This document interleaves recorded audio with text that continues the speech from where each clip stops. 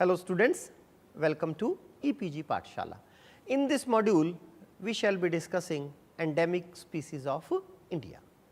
The learning objectives of this module are what is endemism, what are different types of endemism, habitat for endemics, theories of endemism, endemism in India and endemic species of India. The concept of endemism is central to the study of biogeography. The term endemism was coined by A.P.D. Candolle in 1855 for the distribution of an organism, for example, plant, animal or microorganism in a limited geographical area. In ecological terms, it states that a plant or an animal lives only in a particular location such as a specific island, habitat type, nation or other defined zone. It is the association of a biological taxon with the unique and well defined geographic area.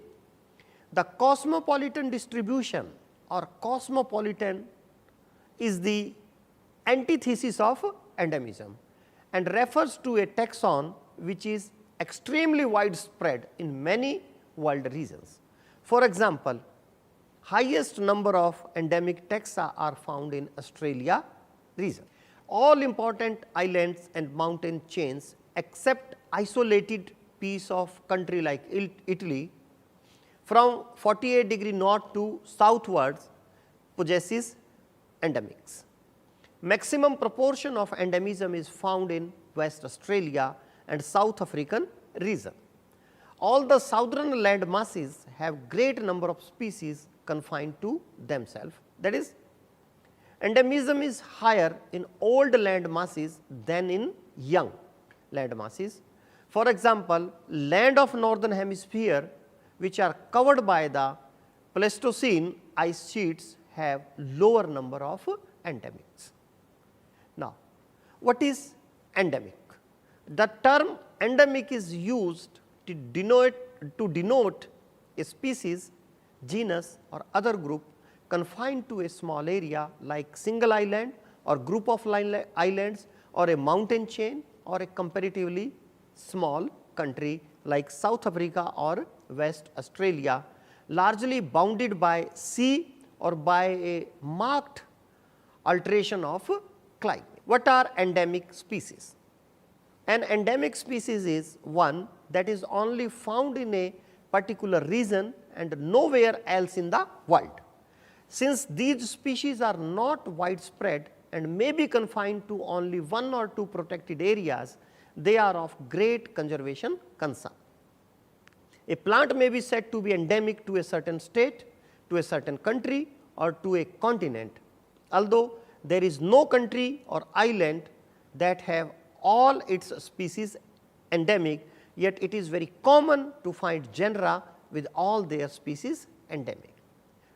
Now, how many types of endemism are there? Two general classes of endemisms are widely recognized. One of them is paleo-endemism and second one is neo-endemism. Now, what is paleo-endemism or what are paleo-endemic species? Paleo-endemics means ancient endemics. These are the organisms, animals as well as plants that are restricted to an area because they have died out elsewhere. A fossil record elsewhere is the best evidence for paleo-endemism. For example, in Sequoia dendron, Linothamus, these are also described as those species which used to live in a large area in the past, but now they live only in a smaller area.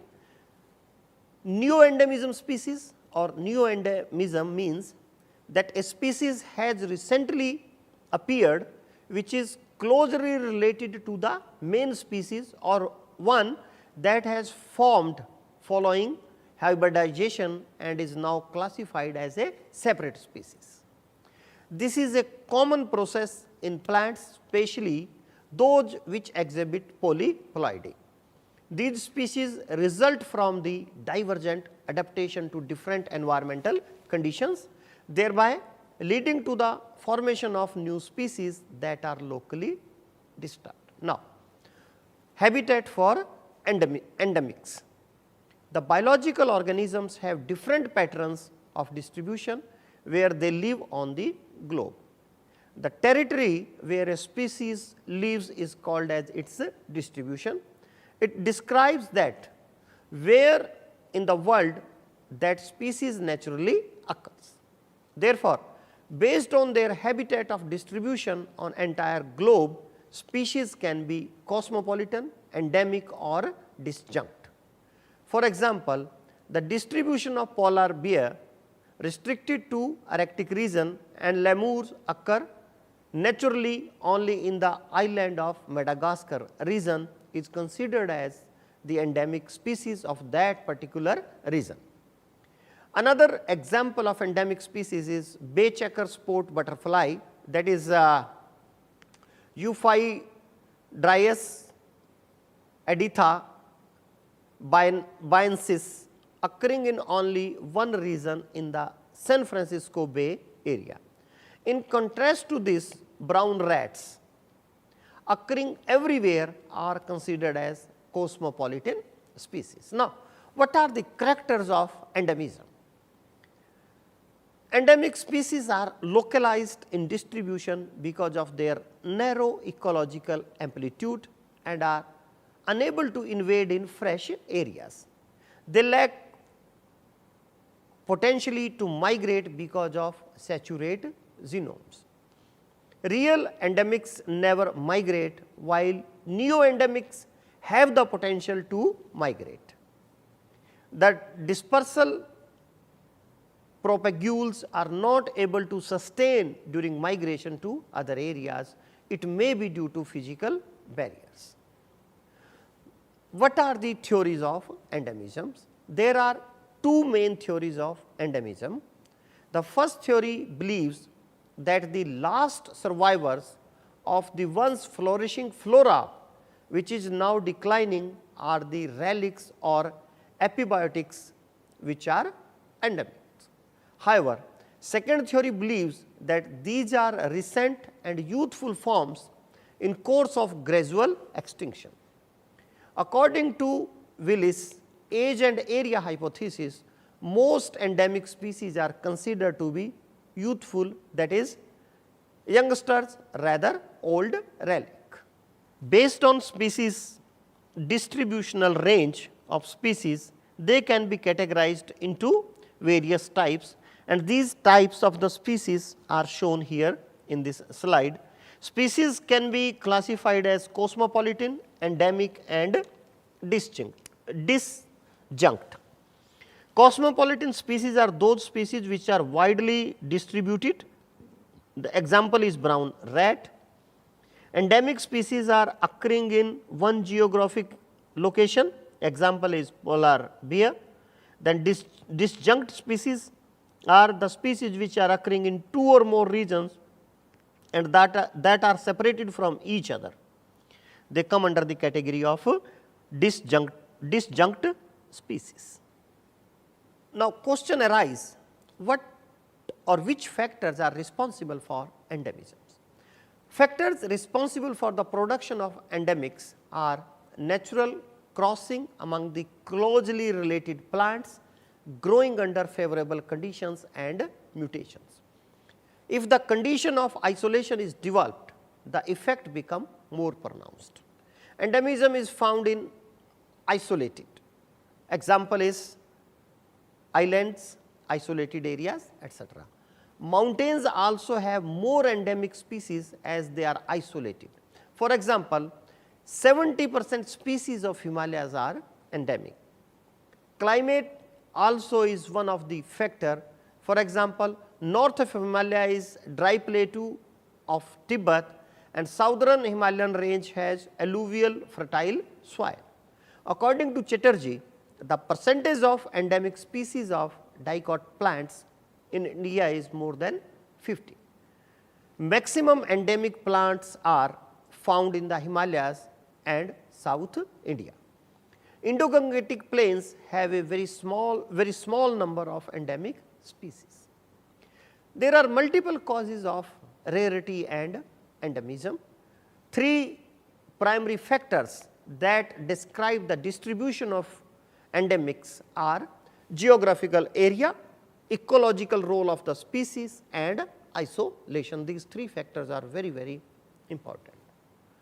Stebbins in 1980 has given the gene pool or niche interaction theory to explain origin of rarity and endemism. According to theory, the primary cause of localized or endemic distribution pattern is adaptation to a combination of ecological factors that are themselves localized. Factors of small texture and chemical composition are the most important, but by no means the only ones.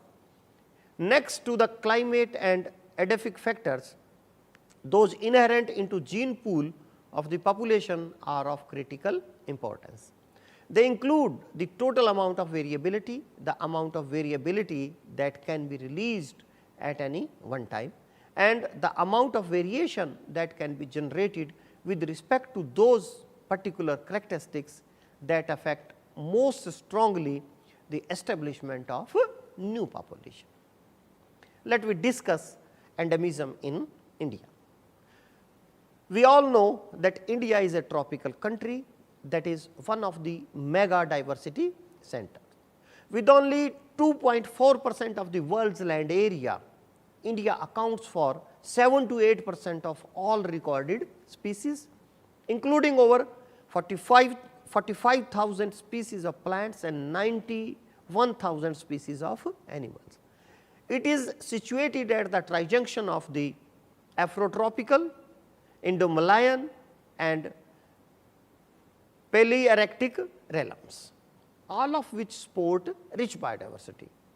Being one of the 17 identified mega diversity countries, India has 10 biogeographic zones and is home to 8.5% of the mammalian species documented so far, with the corresponding figures for avian species being 13.66%, for reptiles 7.91%, for amphibians 4.66%, for fishes 11.72% and for plants 11.80%. 4 of the 34 globally identified biodiversity hotspots, namely the Himalayas, Indo-Burma, the Western Ghats, Sri Lanka and Sundalands are represented in India. The diverse physical features and climatic conditions have resulted in a variety of ecosystems such as forest ecosystem, grassland ecosystem, wetlands ecosystem and desert ecosystem, coastal ecosystems, marine ecosystems, which harbor and sustain high biodiversity and contribute to human well-being. In India, there are 4 mega endemic centers, and these endemic centers are Indo-Burma covering Mizoram, Manipur, Nagaland, Meghalaya, Tripura and Andaman Islands. Second is Himalayas covering Jammu and Kashmir, Himachal Pradesh, Uttarakhand, northern part of West Bengal, that is Darjeeling region, Sikkim and northern part of Assam and Arunachal Pradesh. The third one is Western Ghats that falls within the state of Tamil Nadu, Kerala, Karnataka, Goa, Maharashtra and Gujarat. The Sundalands covering the Nicobar Islands. This table gives the number of endemic plant under different plant groups mentioned in the 5th report of Convention of Biological Diversity 2014 reported by Botanical Survey of India. In India, there are total angiospermic species are 17,926 and out of them 22.57% are endemic in nature. Similarly, in gymnosperms 10.81% are endemic, in pteridophytes 15.47% are endemic, in bryophytes 25.64% are endemic, and in algae 26.9% are endemic. Now, to summarize this module, in this module we have learned what is endemism, what factors leads to endemism, what are different theories of endemisms, and we have also learned about endemism and endemic species of India. Thank you.